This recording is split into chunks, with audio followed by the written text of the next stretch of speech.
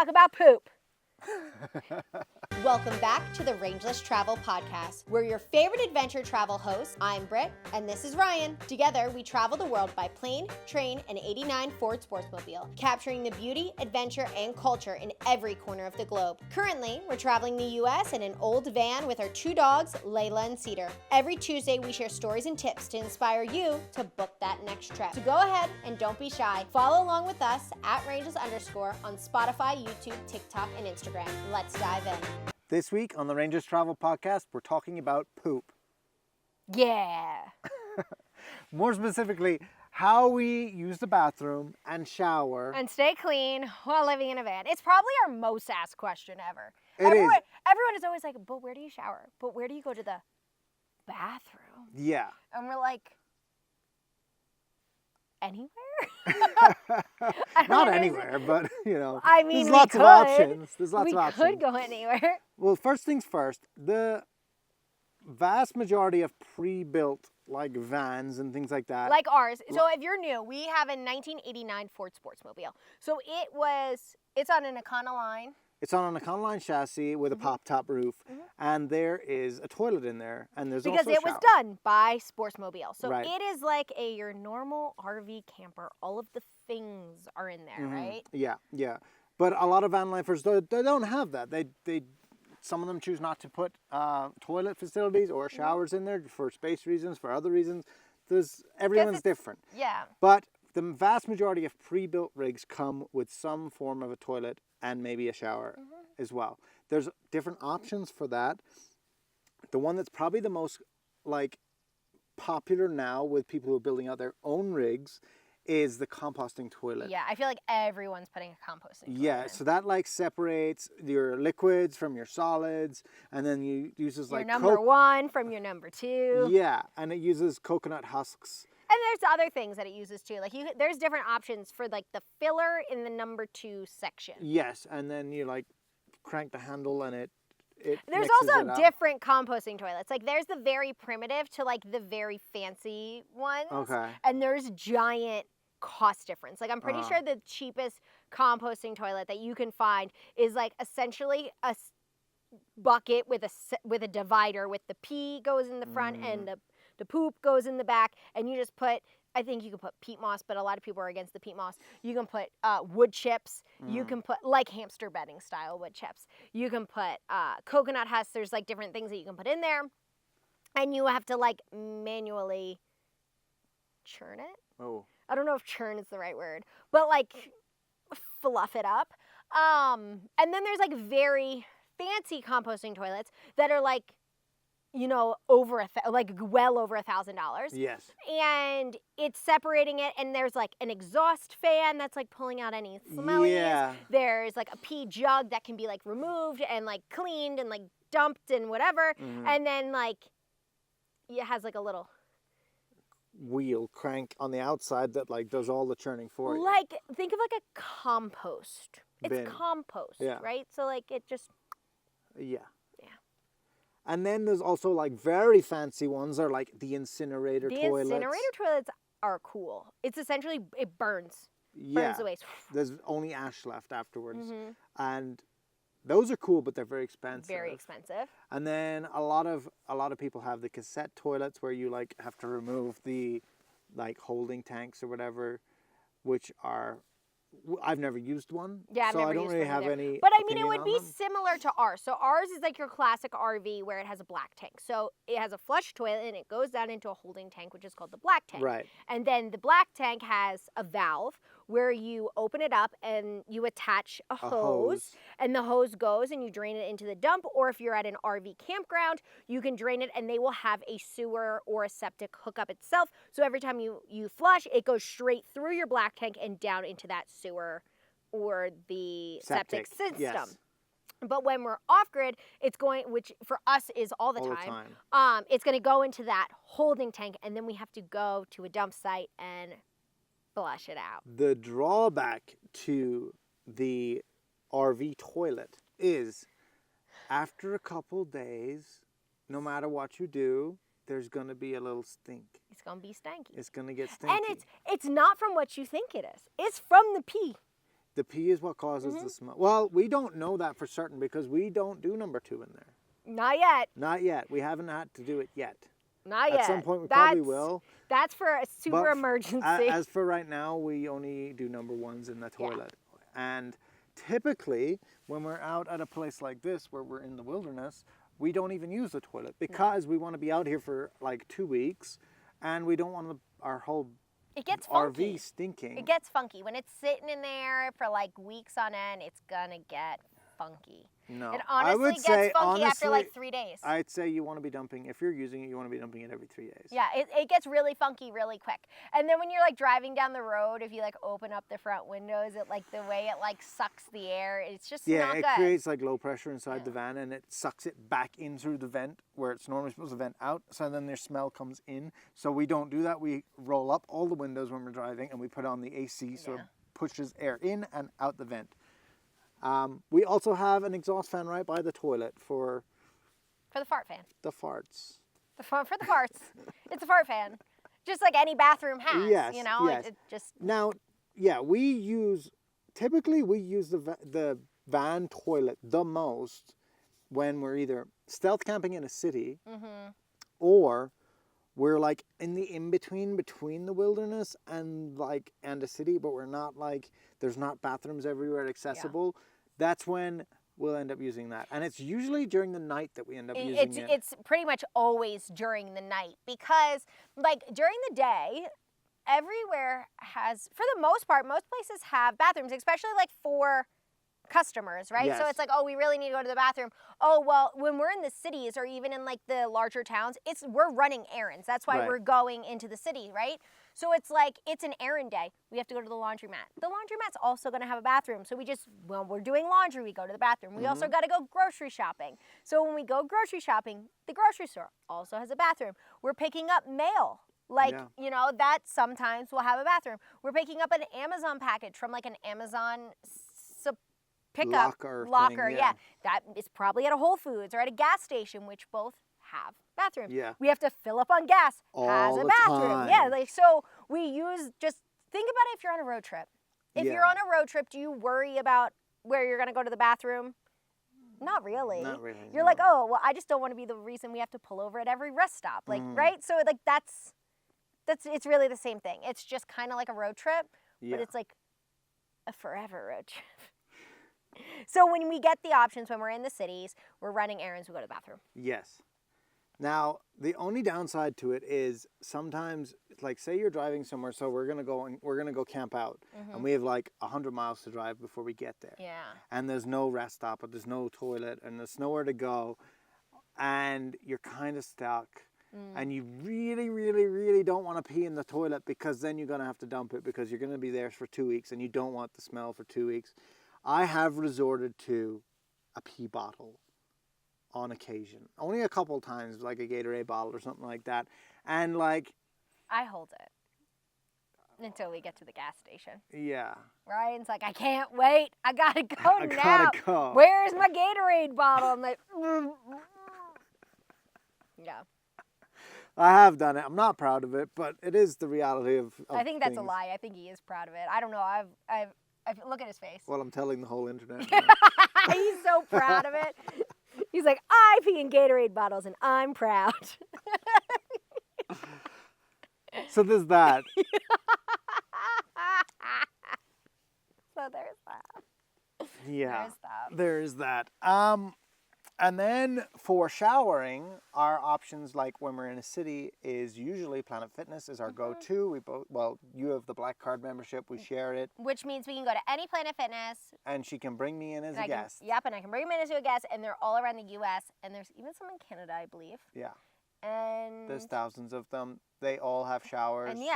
But there sometimes are... There's good Planet Fitnesses and bad Planet Fitnesses. Yeah, not all Planet Fitnesses are created equal. Absolutely not. But... that's what we do. That's what most vanlifers do, I feel. Yeah. What is that? There's something in the bushes making noise. Probably a bird. It is a bird. I just got to watch because we're in mountain lion territory right here. Yeah, we just don't want to be eaten by a mountain lion. Yeah. Or a rattlesnake, you know? Yeah. Yeah, they're not everywhere. They're not. We're actually in a Planet Fitness dead zone right now where we're at. So there isn't any. But yesterday, We went to the community center. $3 showers. $3 for a shower, as long as you wanted. Hot water, it's good. It was glorious. Now, so we don't shower every day, obviously. We're living in a van. But we do shower probably every time we're out in the wilderness. When we come back, it's the first thing. It's the first thing. It's like shower first. Or actually, I don't care. If we use the toilet, it's dump the Oh, toilet dump the toilet first, then we can shower after. And then after. shower afterwards, because then you're nice and clean and you don't want to do it after you've just showered. And usually we are going to spend a lot of time in that shower, because it's going to be like an hour-long shower. Because every shower is an everything shower. Yeah, you're going to wash your hair like 3 times. Yeah, rinse and repeat, and maybe repeat again. Yeah, which normally I wouldn't do. You're going to scrub yourself. We both carry like exfoliators. Yeah. Sugar scrub. Face wash, moisturizers, everything. Everything. Every shower is an everything shower. That's all it is. And you know what? Like, there's definitely times where like I feel gross and like I'm not happy that we're not showered more. But at the end of the day, like there's going to be trade-offs and there's going to be some luxuries that you have to give up. Right. So that you can live the lifestyle that we want to live, which is basically just like camping all the time. And like every day, showers is one of them. Yeah. And then some of the campgrounds we stay at have showers. Sometimes they do. Sometimes they have showers or like running water. Or another option is like right now we're in the desert, right? Yeah. But as we move more north, we're going to be looking for more bodies of water. Yes. So that like maybe we won't like shower every day, but we'll like get wet every day, if that makes sense. So it's like, we just jump every morning. We're jumping in like alpine lakes. Like we're getting That's going to be cold. But like rivers and streams and cold lakes. Plunge. Whatever, but you can't use like detergents or like any you can't soaps use soaps or anything in there, like that. no. But you can rinse yourself off, which can be nice if it's in a hot climate like this or whatever, you know. And then I find like the biggest thing is my hair, right? So I have lighter hair and it gets like a lot of people like I've talked to, they're like, how do you not wash your hair every day? It gets like super greasy.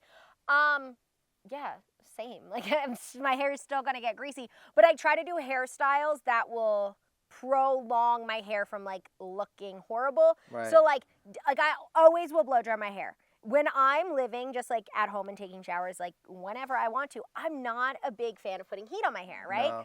But I have found that if I blow dry my hair, it looks nicer for longer. So I do. Every time I take a shower, I blow dry my hair. So I actually bought her a little travel hair dryer that she can bring, because not every Planet Fitness or not every place has a hair dryer. Yeah, and it just stays in my shower bag. So I bring that in and I have a little round brush and then I have like a normal brush, right? So I like round brush it, I blow dry it, and it is dry when I leave. So then I will leave it down for like as long as possible before like I start putting it up. And then I won't go straight to a ponytail, because once I go into a ponytail, like it's not going back. No. There's no going back from ponytail because it gets like the crease in it, right?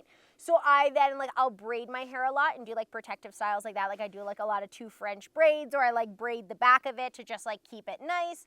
And then after the braids, I can take it out and it gets kind of a little like wave into it. And then like those last few days, it's a slicked back pony. And that's just it. One of my other tricks too is because when you start getting towards, we usually go about a week to 10 days between showers. To be like completely honest, it's like a week to 10 days. You might be, ew, that's so gross, it's so gross. Yeah, have you been camping? If not, then like it's just not for you. But like anyone that's ever been camping or through hiking or like whatever it is, it's just part of it. It's the reality of it. It's just the reality of it. It is what it is. So I will take some glycolic acid. You use glycolic on your face. It's like an exfoliant. I put it on my hair, brush it back, put it into a ponytail, and it's like a little hair mask. And I might wear that on my hair for a day before we shower. And then when I shower, like my scalp is exfoliated and it's great. Now, glycolic acid is also good for like your underarms. If you like start getting a little bit of stank or something, you can do some glycolic acid. And again, it's an exfoliant. So you take the glycolic acid, it like exfoliates your underarms, and then you wipe down with a wet wipe. Yeah, wet wipe showers are a Sometimes thing. you just gotta wet wipe, and like that's it. It is what it is. It's camping. Yeah. It's camping. Now, when we're out in the sticks, like where we are now, which is wilderness, we're in public land with no like, there's no running water, there's no sewer, there's no anything. No vault toilet. No. Nothing, not even a anything. vault toilet here. There's nothing here. That's why we have a little camp shovel, which is for digging little holes in the ground. Peeing isn't a big deal. You can kind of pee anywhere. But doing number 2, in the wilderness, Leave no trace, people. You gotta gotta leave no trace. So that means you gotta dig a hole at least 6 inches deep, do your business into it, wipe yourself with the toilet paper, and then you gotta take that toilet paper with you. You can't leave it there. That ruins it for everyone else and ruins the environment. You have to take it with you. Because we that have dogs, obviously you cover your hole back Cover in when you're your- done. like a kitty And we cat. have dogs, so we have little doggy poop bags that we use to like the dogs poop the same. And we put our toilet papers in those, tie them up, and put them in a big bag with the doggy bags. with the doggy bags, and then we get rid of them And then we at have an a bag- appropriate place when we're done camping. We have a bag of poop Yeah. that we keep hung outside of the van because It it's stinks. gross. It's gross. Yeah. But you have to leave no trace. Again, it's just what you have to do. Like Yeah. living in a van, you have to deal with the things that you never have to deal with being in a house, which involves conserving water and how much water's in and out all the That's time. a big one. And how to go to the bathroom. And like they're all thoughts. Like you Yeah. don't just get to flush the toilet and then forget about where everything went, right? No. So there's always a thought with everything. And it's quite exhausting sometimes. Mm-hmm. But the more you do it, the more you get used to it, and it's not really that anymore. No, it's not. But everything with van life is logistics.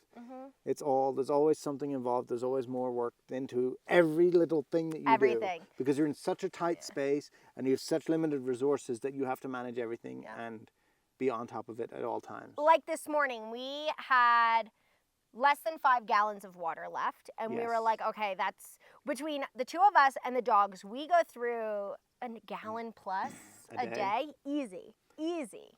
Yeah. I think the dogs individually I think we drink. were closer to like 2 or 3 gallons. Yeah, we didn't have a lot. We didn't have a lot of water. So we were like, okay, we got to fill it up. So we have 2 5-gallons. And we are right by the visitor center. This is for drinking water now. This We is have for two drinking water. 5-gallon drinking water Yeah. vessels that we refill. We also have a 22-gallon freshwater tank that we don't drink from, but we use it for washing up, but you flushing the could, you toilet. could drink from it. But just- it's not, we haven't sterilized it properly. We don't, it's, right now we don't have to use it, so we haven't gone to the extent of like bleaching it and all of that. So we just haven't done it the yet. pipes are kind of old and stuff too. And Yeah, the van is almost 40 years old. I looked at the pipes and they look a little questionable. They're fine for dishes, but I like crispy water. Yeah, I don't like it with a hint of bleach. Yeah. prefer it So we without just that. don't. So we have 10 gallons of drinking water. We have 2 5-gallon jugs that we fill up. Yes. Now, this morning we went over because we were running low on drinking water. So we went and filled up over at the visitor center. A lot of visitor centers at national parks will have like water fills. Yes. So we brought one of our 5-gallon jugs over, and when we were over there, we used the bathroom. Yeah. But that took about an hour. So it took us an hour this morning. To go, use the bathroom and to get some water. But, like, in that defense, if we were in a house, Ryan will sit in the bathroom for an hour in the morning anyway. So it still takes the same amount of time, really. You got to catch up with the news of the day, you know? Why do men sit in the bathroom for so long? Scrolling. It's relaxing and no one's bothering you. You're alone with your thoughts. I get antsy. I can't sit on the toilet that long. I gotta get in, do what I gotta do, and then I'm out. Well, sometimes my legs go numb and that's not That's good. not good. I can't walk properly. I'm like all stumbling all over the place. I'm like, oh. Then you get pins and needles. It's not good. But that doesn't happen in van life. No. Because Because a not bear that might eat me if I stay out there squatting for too long. a mountain lion might get curious. Yeah. We do have a shower in the van. We do have a shower in the van, but we only have 22 gallons of water in the van. And Yes. that might sound like a lot to some people. That might sound like nothing to some people. And it's not that much. It's not. I think our shower head is rated at like 1.2 gallons per minute. Or maybe it's a bit less than that. I think it's less than that, and it is an RV shower, so you can take like a military shower, so you can get wet and stop it. Yeah. We do also have a hot water heater, so like we could take a very nice shower. Yes. But with 22 gallons of water, and for us being out for 2 weeks, we tend to prioritize being able to do our dishes Yes. every night, washing our face, brushing our teeth, Yes. over taking showers. Yes. Because I know personally, I can take a full shower in 1.5 gallons to 2 gallons. That's hair and everything. But and now you're it's also not a good shower. It's not a good shower. It's like but I soaped up. But now again, it's like outside the van, so you really can't be having like soap No. going into the environment. Like that's bad. Like Yeah. you cannot do that. So it would just really be a rinse, and in theory, we could totally do that. We could totally do a rinse shower. Yeah, but it's just it just hasn't been worth it. It just hasn't been worth it. For the amount of water you're going to use. Usually we're typically not that far away from somewhere where you could find a shower if you really, really need it. And we do have a little motorbike that one of us can jump on or both of us can jump on and go and take a shower. That's what we did the other day. We were like, you know what? We figured out that we can take a shower for $3 a piece at the visitor center. Yeah. So we went and did that. And then while we were there, we figured out that it only costs I could go, or we could both go and take a yoga class for $5 a piece. So for $2 extra, we could take a yoga class and a shower. Or go on like the climbing wall or go in the pool for like $6. Yeah, go swim laps for like $6 and then also get to take a shower. So, there's also other things like that. So it's important to look at what town you're by and see if there's resources within that community that allows for showers, or there's some sort of community center, or even like other gyms. Like, yes, we have a Planet Fitness, but sometimes you can get a day pass to a gym. Yeah. And go in and use their facilities and shower if you're really stuck. Because sometimes you just need a good shower, and it like affects your whole mental health and like your physical being and like everything. Like we'll take showers and we come out and we're like, yeah. We'll be all like antsy before we go in, and then we come out and we're just so relaxed. So relaxed. Like everything's wonderful in the world. Yeah. So like, sometimes it's investing in your own. Yeah. iOverlander is a good resource for places where you can get showers. We actually haven't done it yet, but truck stops also. But it can be a little bit expensive. It can be pricey. And I'm not sure how it works with regards to like time limits and stuff, because there is usually a line of people waiting for them. Yeah. Yeah. But you can do them. Like at Love's, I know, always has showers because it's a truck stop. Yeah. So you can go to those proper truck stops. Pilot has them, they'll have the showers, and you can go in and absolutely take a nice shower and like be renewed and come out a whole new human. Yeah. So there's always places to be able to do it. There's always places. Sometimes you just have to get creative and you gotta look for them. Yeah, and after a while, it doesn't become that big of a deal anymore. Like, yeah, it's not that big of a deal. It is what it is. It's like camping. It's just like camping. Like VanLife is camping all the time. Yeah. So when people glorify it on social media, yes, it's beautiful and you get to be at these beautiful places so much of the time. But what they're not mentioning is all the things that they kind of have to give up to be able to spend time at those beautiful places. Because those beautiful places are out in the wilderness. There's not a shower there. To get to see and do and experience that, it means you don't get a shower every day. It is what it is. It is what it is. And then not just the sacrifices, but the amount of time required to do anything to set it up so that you can go and enjoy these places is a lot more than anyone expects before they get into it. And to find these places takes so much time and knowledge and resources and experience and practice and like all these things that people don't really consider. And that's why a lot of people get upset when you share something on the internet, right? Like you share like a beautiful sunrise or a beautiful lake or a beautiful hike, and people on the internet will get upset with you because you're like, well, you didn't, like, where's the location? And you're like, hey, I don't like share my like exact pinpoint locations just to like protect nature, and part of it is like finding it, and people will get seriously offended and upset that you won't tell them exactly where that spot is. Yes. And there's so much that goes on to finding those spots. So, and it's also to protect them.